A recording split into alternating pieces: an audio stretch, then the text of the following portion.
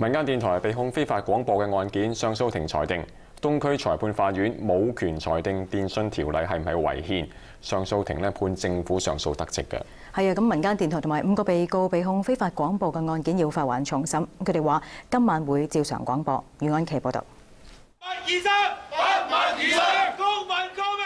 梁國雄、曾建成等民間電台成員朝早到高等法院攞書面判詞，佢哋對結果感到失望。呢一個係一個非常之保守嘅觀點。既然間政府係用一條違憲嘅法例去檢控我哋嘅時候，呢個上訴庭係有責任呢，係話俾香港嘅市民聽，即係主持咗公道。但係我哋覺得呢個係鉗制言論自由嘅做法，呢個亦都係同呢個基本法抵觸，係違反人權法嘅做法。所以民間電台係會上訴到終審法院啦，同埋會繼續開咪。東區法院早前審理民間電台非法廣播嘅案件，裁定電訊條例嘅發牌條文違反基本法同人權法，撤銷對民間電台同埋5個成員嘅控罪。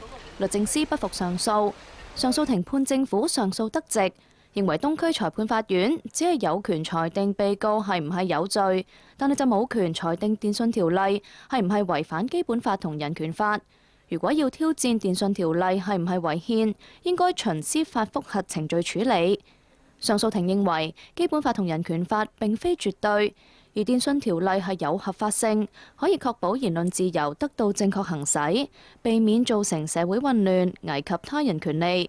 上訴庭判民間電台同埋5個被告支付堂費，而被控非法廣播一案就發還東區裁判法院重審。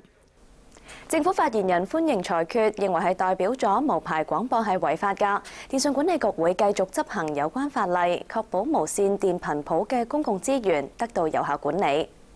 亞洲電視記者袁安琪報導。有學者就質疑分開處理控罪同埋法例嘅合憲性，會對被告唔公平㗎。咁而民間電台就曾經多次被禁止運作。鄭香紅講下。民間電台呢一單案件，上訴庭判政府上訴得直。有學者認為最大嘅關鍵係控罪本身同埋法例合憲性嘅關係唔同。上訴庭認為電訊條例、基本法同埋人權法嘅性質同埋目的唔同，所以應該分開處理。判律政司上訴得直。但係學者認為兩者息息相關。咁若果嗰個機制本身未必係合法、未必合憲嘅時候，咁你就唔應該有咁樣嘅處罰。咁但係上訴法院覺得可以割裂嘅，就算嗰個發牌機制唔合憲都好，仍然都可以係繼續呢個嘅檢控。咁我個人會覺得咧，咁樣嘅做法咧，其實係唔係好符合嗰個法治同埋公平嘅原則嘅。佢話05年終審法院以刑事程序處理未經批准集會案嘅時候，亦都係一並處理控罪同埋當時公安條例嘅合憲性問題。唔明白點解今次上訴庭係冇參考權威案例。民間電台嘅總部喺柴灣，05年開始多次向廣管局申請牌照，但係被拒絕。雖然不獲發牌，但係民間電台堅持以 FM 102.8嘅頻道廣播。政府以非法廣播票控民間電台。梁國雄同埋曾建成等成員，支聯會主席司徒華上年因為出席節目而被檢控。今年1月，高等法院應律政司嘅要求發出禁制令，禁止民間電台廣播。但係電台冇理會，喺旺角現場廣播。亞洲電視記者鄭香紅報導。政府發言人就表明，裁決講明無牌廣播係違法，任何人如果無牌廣播可能會被檢控。不過民間電台成員就已經表明晚上7點會照常廣播㗎。同喺柴灣嘅民間電台直播室嘅鄭香紅傾下啦。Kimmy，佢哋今晚係咪真係會做節目㗎？